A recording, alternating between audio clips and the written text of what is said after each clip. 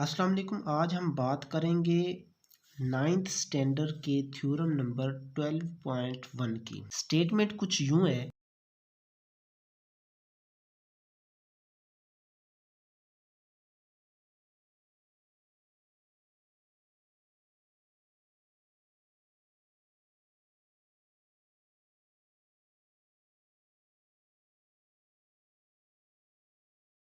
any point on right bisector of line segment is equidistant from its endpoint। Statement में point, right bisector, line segment, equidistant और its end points, इन चीज़ों को देखते हुए हम फिगर बनाएंगे। फिगर कुछ यूं बनेगी। सबसे पहले लाइन सेगमेंट, ये आपके पास लाइन सेगमेंट है, इसको आप नाम दें जी ए और बी का। ये इसके एंड पॉइंट्स हैं जी, ये हमारी लाइन सेगमेंट होगी। उसके बाद कहता है जी इस लाइन सेगमेंट को राइट बाइसेक्ट कर रहा है। राइट बाइसेक्ट का मतलब है कि एक ऐसी लाइन जो इस लाइन सेगमेंट को दो इक्वल हिस्सों में तकसीम करती है और वो राइट भी हो, परपेंडिकुलर हो, 90 का एंगल बना रही हो, तो वो लाइन राइट बाइसेक्ट कराती है। इस लाइन सेगमेंट को जो लाइन दो हिस्सों में तकसीम करेगी वो राइट बाइसेक्टर कहलाएगी और वो 90 का एंगल है। ये हमारी लाइन सेगमेंट है, हम इसको दो हिस्सों में तकसीम कर लेते हैं। इस लाइन का हम नाम दे देते हैं एल, कोई भी नाम आप दे दें, एल एम दे देते हैं। और जिस पॉइंट पे ए बी को इस लाइन ने इंटरसेक्ट किया है, क्रॉस किया है, उसका नाम हम दे देते हैं। अब वो कहता है कि कोई पॉइंट है इस लाइन के ऊपर जो राइट बाइसेक्ट कर रही है ए बी को, इसके ऊपर कोई पॉइंट है जी यहाँ पे पी का। किसका?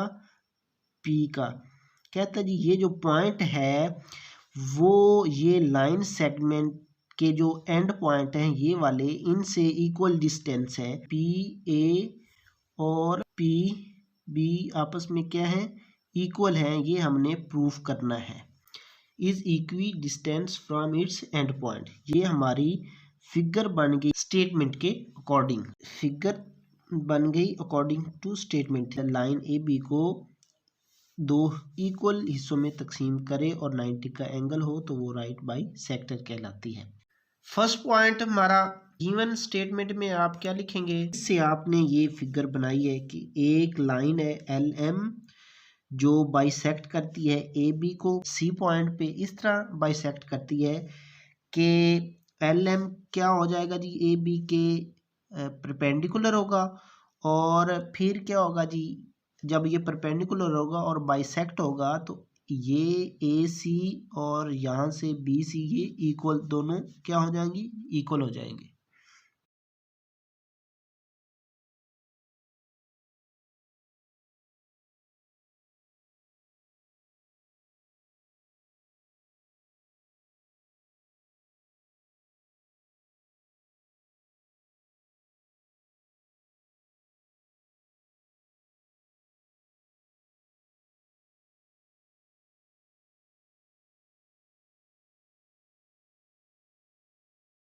लाइन एल एम, ये एल एम इंटरसेक्ट करती है, क्रॉस करती है किसको? A B, line segment A B को एट किस पॉइंट पे? सी पे।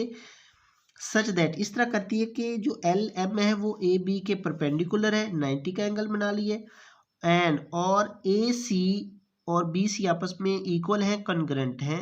ए सी कॉन्ग्रुएंट है बी सी के, और पी जो पॉइंट है on L M. Next point to prove,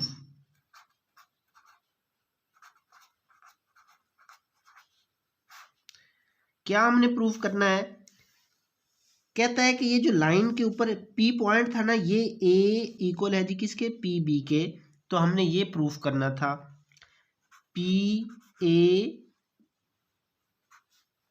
congruent है जी किसके? पी बी के। ये हमने प्रूफ करना है।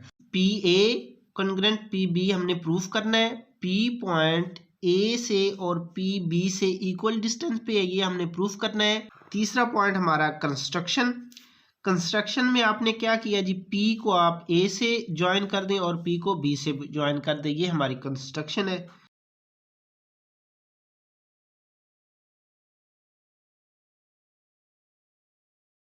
اس کے بعد ہمارا فائنل جو پوائنٹ ہوتا ہے وہ پروف ہوتا ہے.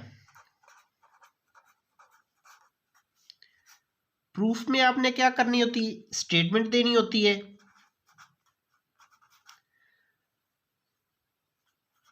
اور آپ نے اسٹیٹمنٹ کی ریزن دینی ہوتی ہیں. یہ کون سی چیز ہم پروف کریں گے کہ پی اے اور پی بی کنگرنٹ ہو جائیں گے؟ جب ہم ان دو ٹرائنگلز کو ایکول پروف کر لیں گے تو یہ سائڈیں ان کی کیا ہو جائیں گی؟ ایکول ہو. کیسے کریں گے؟ سب سے پہلے ہم یہ ان کی بیس کو ایکول ثابت کریں گے. بیس کے بعد ہم اینگلز کنگرنٹ لیں گے. اینگلز کے بعد ہم پرپینڈیکولر لیں گے. جب یہ دو سائڈیں اور ایک اینگل ہم کنگرنٹ پروف کر لیں گے تو آٹومیٹیکلی ان کی جو تھرڈ سائڈ ہے وہ بھی دونوں ٹرائنگلز کی کیا ہو جائیں گی جی؟ ایکول ہو جائیں گی، کنگرنٹ ہو جائیں گی.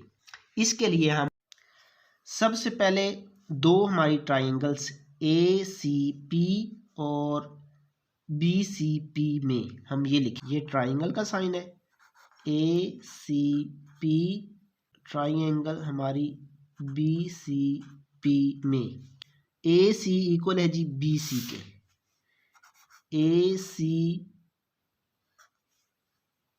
کنگرنٹ ہے بی سی کے. ریزن یہ آپ دیں گے. کون سی سٹیٹمنٹ تھی؟ گیون. یہ گیون سٹیٹمنٹ ہے.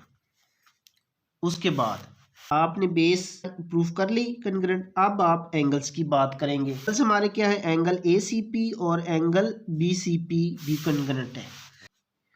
کنگرنٹ ہے جی اینگل بی سی پی. اس کی ریزن آپ دیں گے کہ یہ گیون سٹیٹمنٹ میں تھا.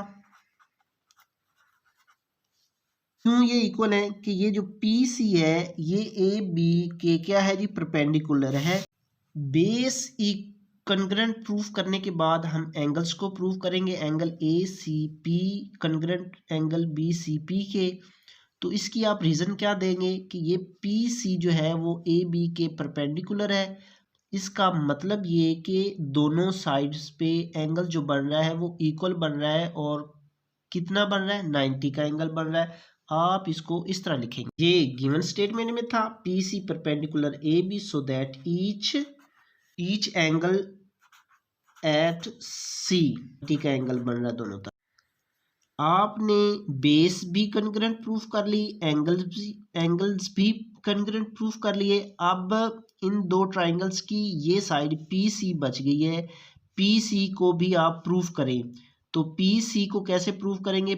پی سی دونوں ٹرائنگلز کی کامن ہے. تو اس کو آپ اس طرح لکھیں گے پی سی کنگرنٹ ہے پی سی کے. تو یہ دونوں ٹرائنگلز کی کیا ہے؟ کامن. جب آپ نے بیس دونوں ٹرائنگلز کی بیس کنگرنٹ پروف کر لی، اینگلز بھی پروف کر لیے اور پرپینڈیکولر بھی پروف کر لی کہ یہ کنگرنٹ ہے، تو دونوں ٹرائنگلز بھی آپس میں کیا ہوں گی؟ کنگرنٹ ہوں گی. اس کو آپ اس طرح لکھیں گے اور اس کی ریزن اس طرح دیں گے. اے سی پی کنگرنٹ ہو جائے گی جی ٹرائنگل کس کے؟ بی سی پی کے. ریزن یہ دیں گے سائڈ اور اینگل آپس میں کیا ہیں جی؟ پوسٹولیٹ. اس کی ریزن آپ کیا دیں گے جی؟ ایس ڈاٹ اے dot S postulate. S dot اے ڈاٹ ایس پوسٹولیٹ.